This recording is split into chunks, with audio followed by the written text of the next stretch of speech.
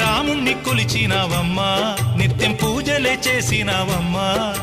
గూడు చెదిరిపాయ గుండెల విసిపాయ గూడు చెదిరిపాయ గుండెల విసిపాయ కొలిచిన రామయ్య కొండ దిగిరాడాయే